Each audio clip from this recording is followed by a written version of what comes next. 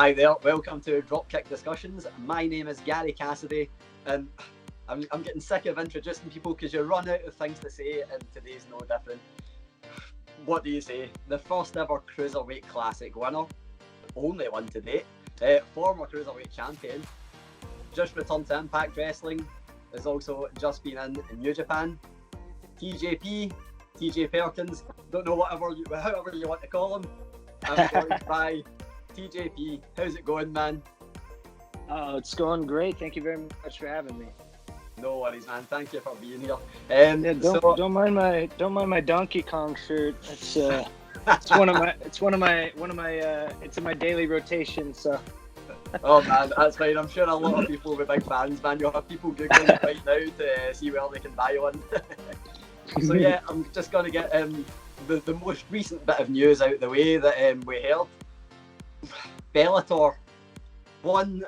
I'm not going to ask how it came about because I know you've got an MMA background and you've kind of covered all that stuff, but it might have come as quite a bit of news to a lot of people that were like, Bellator wanting TJP to get in there. So the kind of thing that if you didn't know you had an MMA background, you might be taken by surprise.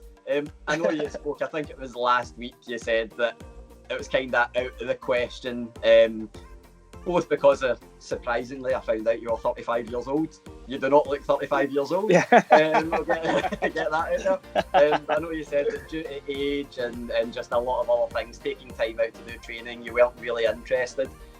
Just to say we can close the book on it once and for all, is that definitely the case? The Bellator thing's not going to happen?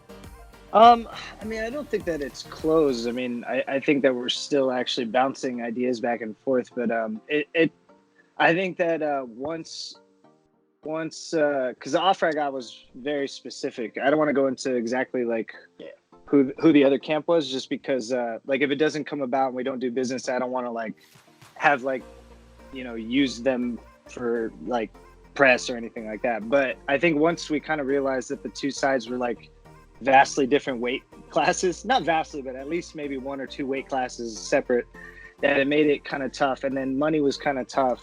Just because of the timing. For me, the amount of time I would have to block off from my schedule. I mean, when fighters fight once, twice a year, you miss a quarter of your year, a third, maybe even a half of your year, to take on a fight. And especially for me, I haven't been training camp for a long time. So I'd have to put in some time.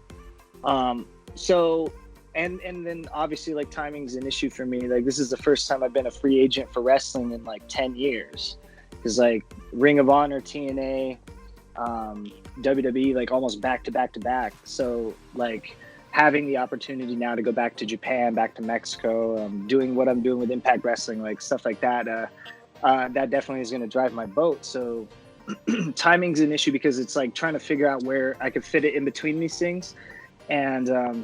And so that's kind of specific. And obviously, he's got a rhythm of what he wants his schedule to be on the other end. So I think because of the amount of hurdles, maybe it's kind of a no-go. But I don't know that I would say I'd close the book on it. But it just seems like this one might be kind of tough to do. Yeah. It's nice to know that we might actually see you in an MMA setting at some point.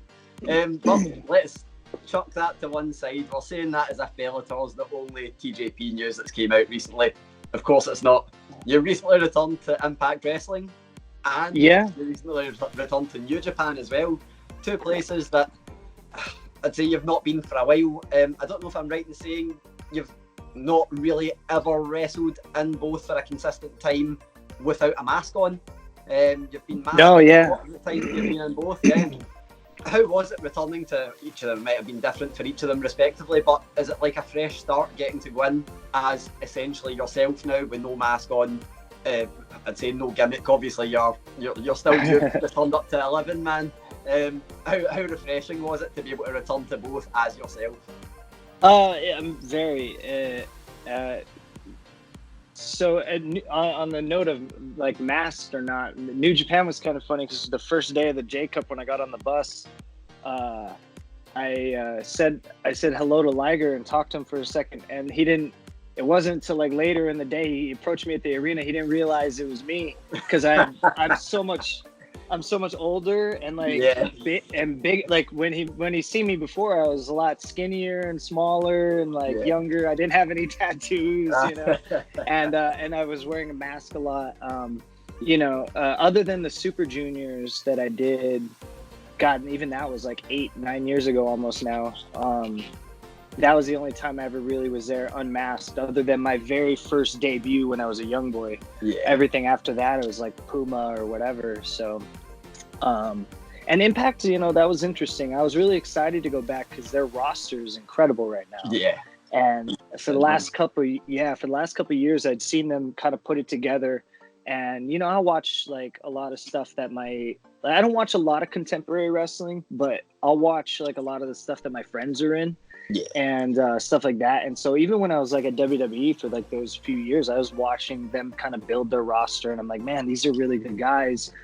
And I thought for a while, like if I was ever out, obviously like, New Japan is like kind of in my blood. So like I really wanted to always go back to New Japan and go back to Mexico and stuff like that. But I felt for a while like Impact is a place where like a lot of my friends went there and their roster is so good. And so I was a little bit like, I didn't know what to expect because I came back in New York, and that's a tough wrestling like crowd, that city is tough. And so I remember thinking, God, like, I'm already polarizing for like diehard fans, like, so like, I'm like, to diehard fans, I'm like the Kobe Bryant to like NBA fans, man. Like some people irrationally love me and some people just hate my guts. And so I remember thinking this will be a tough crowd. Like it'll be interesting to see, but, and I was a bad guy for the last like 2 years in WWE. So I'm like, man, I've conditioned them to give me the heat, but they were awesome, man. And the atmosphere has been great every show that I've been back, and the roster has far exceeded my expectations of it. And I thought they were going to be killer already. And man, they're every single night, anybody in that locker room can open or close a show, and it happens that way. Like there's shows where I've opened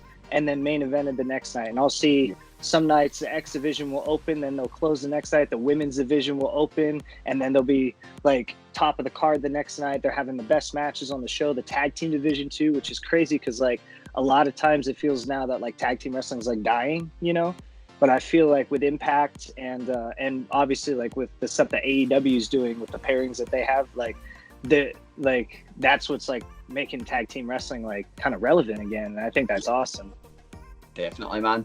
And we're gonna get into Impact huge and very deep roster in a second, but the one thing I need to ask, I couldn't research this online, but what better way to research than ask the man himself? New Japan, is that something you're going to be doing more of, or was that just a one-off for the tournament that you were in? Definitely not just a one-off. I don't know what I mean. It's hard to kind of predict when you get later in the year, because like that's when things are more of like get into like the culmination stage of what people are planning, for example. And I don't know, maybe I didn't get out of WWE sooner. Like I could have maybe started with the Super Juniors, but I was a little late, so I had to wait till the J Cup. But I'm set to appear on their East Coast tour that they have coming up in a week, and then they have another West Coast tour, and they have another something else that's scheduled for me to do coming up. But I'll wait for them to announce that one.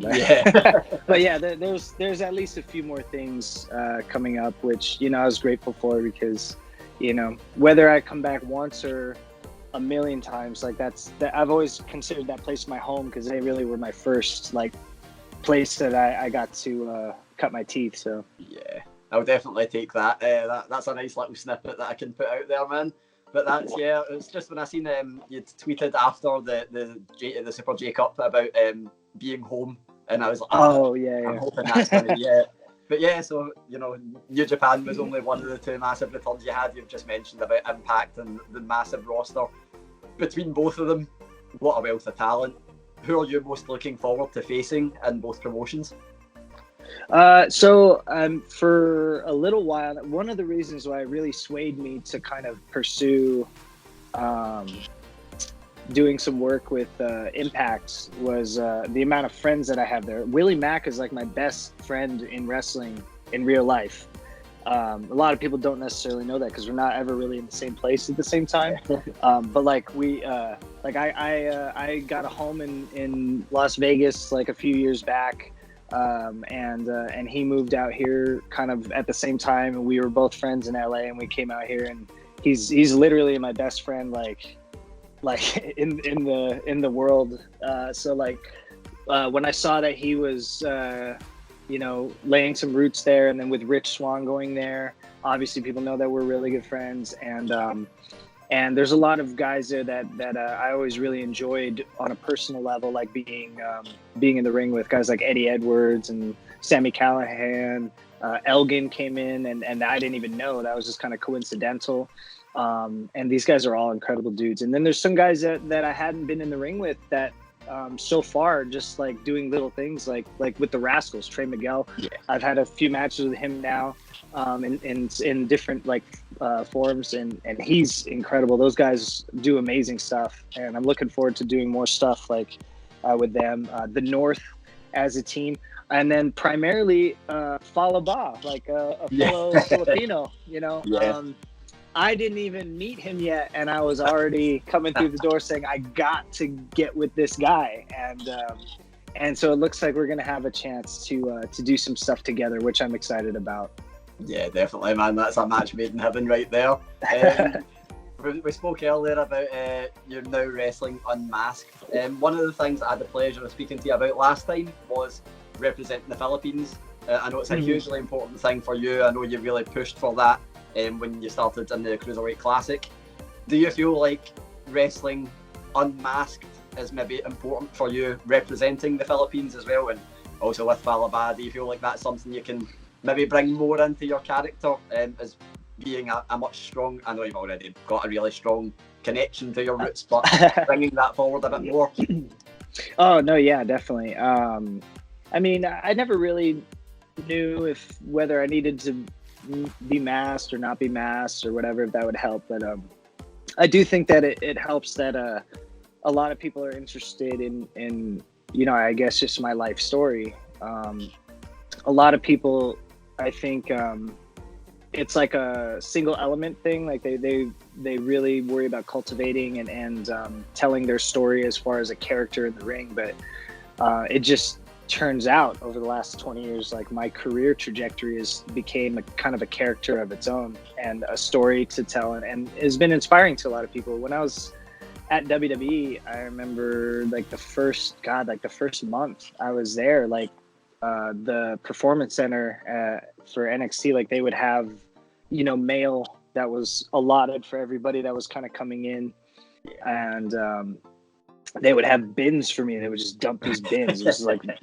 millions of letters and boxes and packages and things, people sending me stuff, but a lot of them were just from people who were sending me letters and telling me their life story because they were depressed or suicidal and like bullied or something like that, and like they were like, man, like you've been through so many things that they felt like they could relate to, and they would write these letters and reach out to me, and so I came to realize that maybe being myself and being unmasked was more of a social commodity than I realized, and not a commodity in terms of like making money, but like a commodity in terms of being able to reach people and to help people. And so being able to do that for my people is pretty incredible. And part of my bridge was like, I wanted to build this bridge so that it's not just for like fans, but like for people like me inside, not just this business, but any business, to like, represent, your heritage proudly, even if you're not necessarily Filipino, if you're just any kind of like,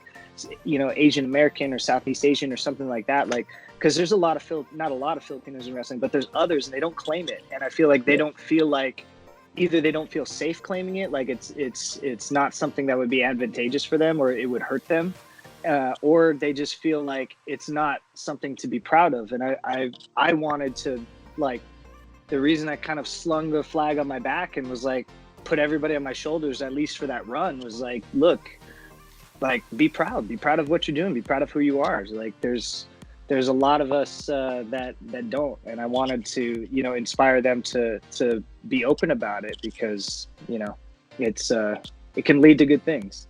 Yeah, definitely. I think sometimes representation is just important. But you mentioned there about WWE. It's not quite been a year since you've been out of WWE now. I think it's been roughly about 9 months, 8 months. Yeah, something along like the lines. Yeah.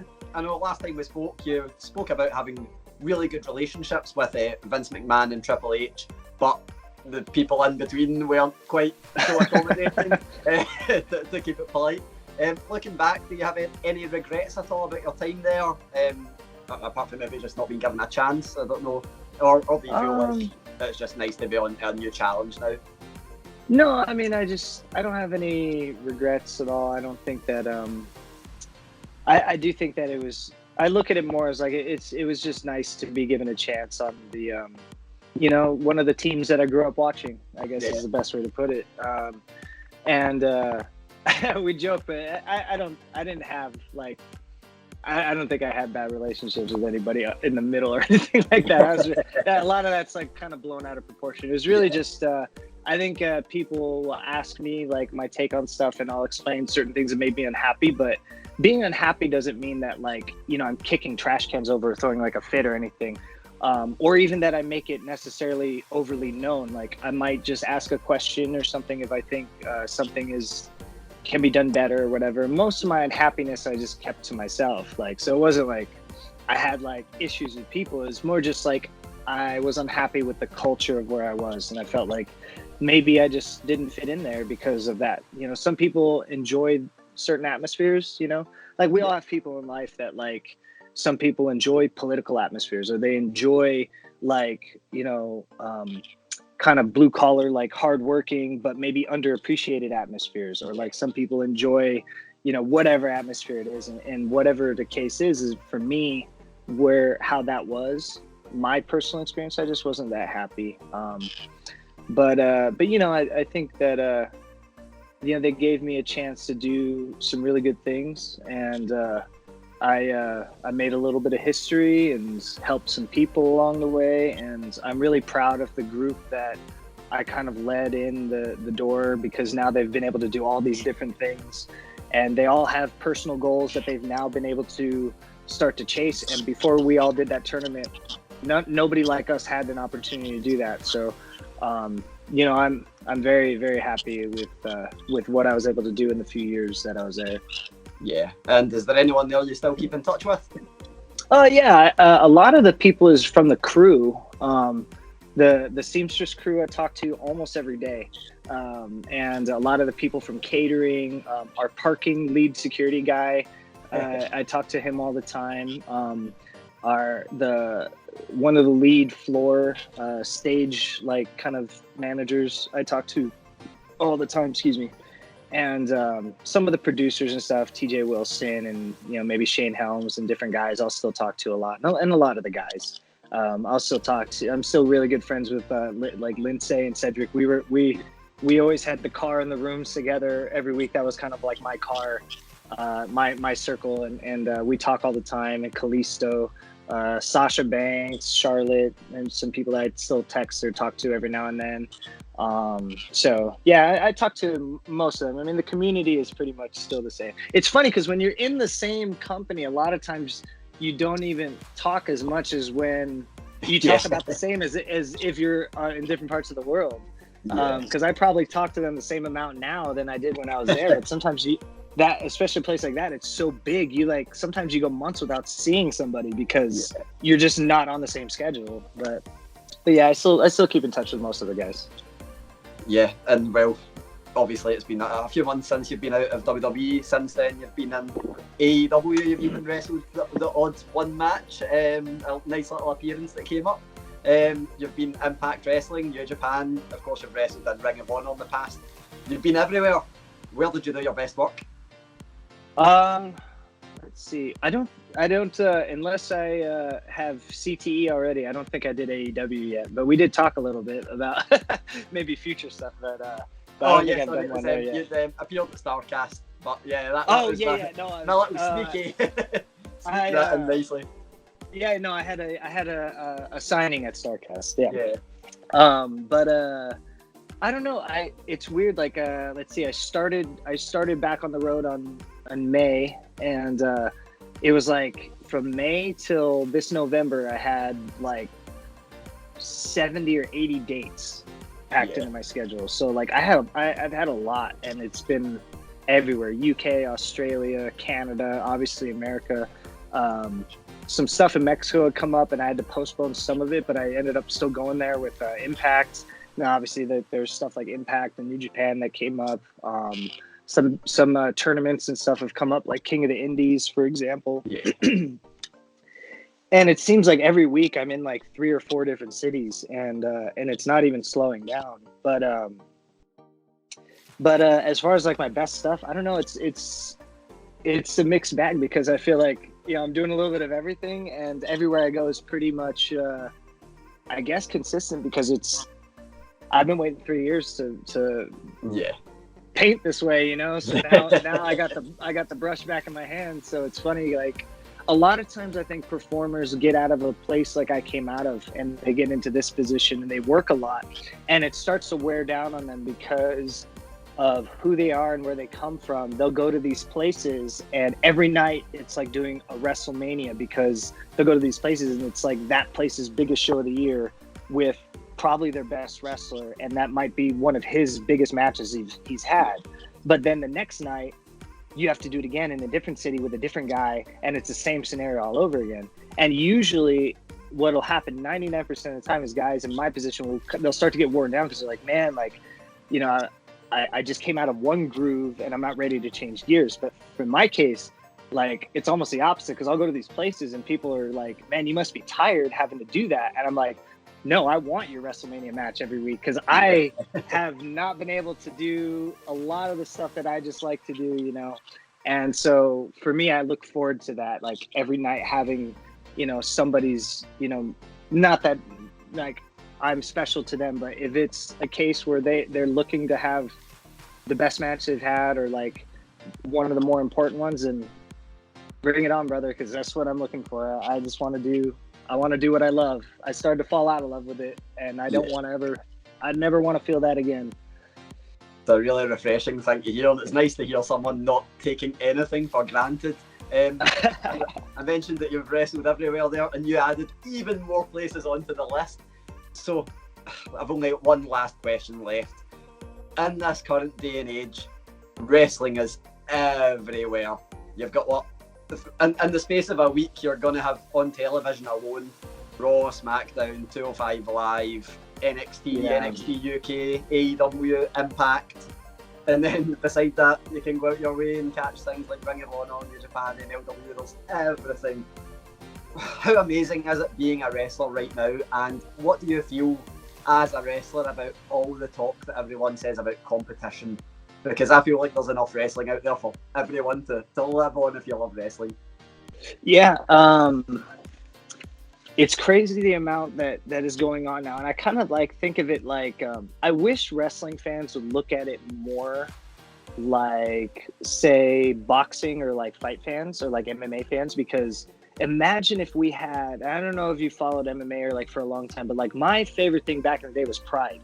Loved Pride, and I think Pride did pro wrestling better than pro wrestling did. Pride is like the best pro wrestling company in the history of the world. But imagine if we had Pride from then with UFC from right now, and also like Bellator, and what if we still had Strikeforce and all this stuff?